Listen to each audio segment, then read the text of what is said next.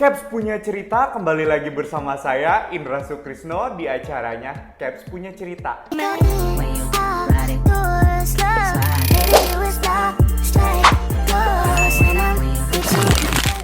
Nah, jadi cerita di pagi hari ini, sahabat Caps semuanya, mau bahas tentang apa ya? Peranan penting di salah satu perusahaan, terutama kami di bidang jasa tentunya. Kira-kira ada nggak ya peranan penting selain desainer, arsitek, ataupun pimpinan project? Salah satunya adalah siapa lagi nih kalau bukan customer service. Nah, jadi seberapa penting ya peranan customer service di Caps Interior dan Caps Group? Nah, tentunya pagi hari ini Indra kedatangan siapa ya? Ini adalah salah satu customer service internalnya Caps Group. Ya, siapa dia? Ini dia. Ya, perkenalkan aku Nadia dari customer service-nya untuk Caps Interior, Caps Konstruksi juga, Orange juga ya.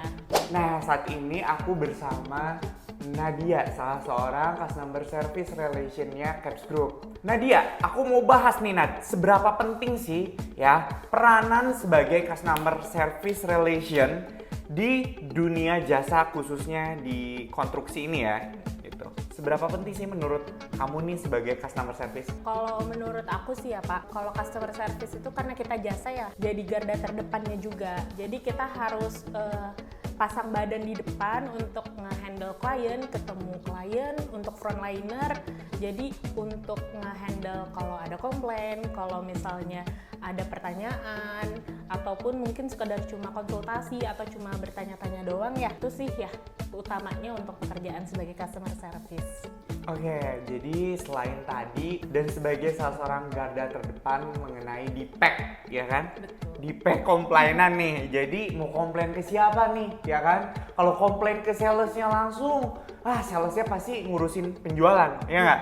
Gitu kan? Komplainan langsung ke direkturnya, langsung itu kan pasti banyak yang diurusin ya. Iya. Jadi ya job desk-nya ke Nadia sebagai customer service relation di Caps Group kayak gitu. Nah Nadia, jadi pastinya ya aku kan selalu menanyakan di Caps punya cerita itu challenging apa sih gitu kan sebagai customer service. Mungkin saya cerita salah satu oknum klien aja Pak ya yang mungkin paling challenging gitu. Kalau mungkin ada yang pernah mungkin suka marah-marah kayak di tempat, mungkin request defect-nya itu sangat detail yang langsung ngomel-ngomel ya Pak ya. Terus abis itu ada permintaan tambahan additional tapi nggak mau bayar gitu. Ada juga yang kayak gitu. Ya. Terus problem solving-nya kayak gimana nih kayak gitu. Yang pastinya kan ngikutin runtutan sesuai dengan SOP dong tentunya. Iya, biasanya kalau untuk menanganinya ya Pak, saya melakukan penjelasan ya sesuai SOP. Okay. Nah, terus habis itu ya dijelaskan aja sesuai akad dan agreement dari awal ya. Kalaupun ada additional ya sesuai aja dengan kontrak yang sudah tertera di awal. Berarti harus tetap sesuai kontrak di awal nih buat sahabat Caps Interior semuanya ataupun sahabat pasti semuanya ya, konstruksi ataupun jasa interior itu sesuai dengan akad atau agreement yang di awal. Kalaupun ada tambahan yang namanya itu additional ya kan, pasti akan ada jasa charge tambahan karena nggak mungkin kita bayarnya pakai daun ya nggak sih? Segala sesuatu kan kita sudah di awal, tiba-tiba ada perbedaan itu kan ya harus lebih memahami, mengerti, nggak bisa pakai daun ini bayarnya. Oke, Nadia, selain itu biasanya kan ada nih komplainan ataupun klien selain komplain menanyakan sesuatu hal yang bukan di jam kerja. Gimana sih tanggapan kamu sebagai customer service? Ya, kalau jujur ya Pak ya, sebenarnya agak males juga ya ngebalesinnya. Kadang Males. kaget juga tiba-tiba dapat notifikasi malam-malam gitu kan. Cuma kalau dari aku sih profesional aja, karena kita juga di bidang jasa, memang harus kita layani ya, kita jawab juga gitu secara profesional. Itu sih Pak. Betul, jadi kadang kan klien ada yang jam 10 malam atau 11 malam, mereka ngechat nih gitu kan, itu kan udah jamnya istirahat ya.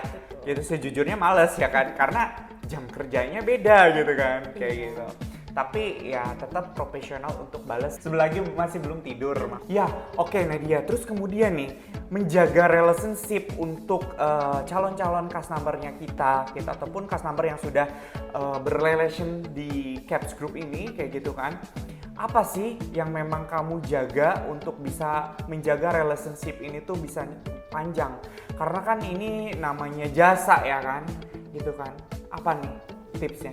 Dari aku sih ya Pak, mungkin yang penting selalu update ya ke klien setiap hari, terus abis itu komunikasi juga everyday tiap hari ya, terus abis itu selalu kasih report ya untuk hasil proyek itu ke klien setiap saat. Dan kalau misalnya pun dari klien ada report komplain gitu, nanti aku terima, terus kita diskusikan kembali ya buat cari solusi dari problem itu.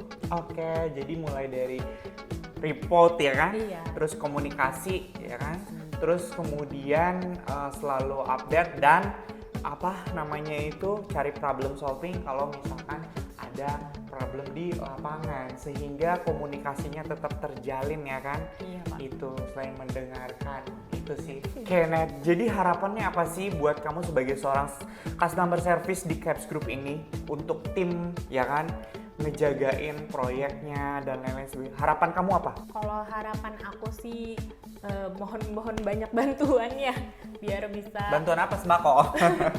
bantuan dari tim ya untuk nge-support biar bisa memuaskan kita klien kita yang udah dan calon-calon klien kita ke depannya, biar sama-sama ngebantu ya biar Caps juga lebih baik terus ke depan. Artinya kalau dari saya tambah satu lagi buat tim semuanya di lapangan komunikasi ya nggak sih? Iya. Biasanya miskom nih yang menjadi benang merahnya ya kan. Iya. Dari sini gini pas ke sini hasilnya ini gitu kan. Jadi ada miskomunikasi yang tidak tersampaikan. Jadi harapannya dari saya juga komunikasi yang jelas dan terarah. Ya, tentunya Indra sudah ada di penghujung acara. Caps punya cerita, saatnya kita pamit undur diri nih, aku dan Nadia. Oke, jangan lupa tetap subscribe ataupun like, comment, dan share. Siapa tahu info ini bisa menjadikan reminder teman-teman semuanya untuk bisa mengingat beberapa insight-insight yang menarik lagi. Jangan lupa tetap view Caps punya cerita di Episode berikutnya. bye-bye.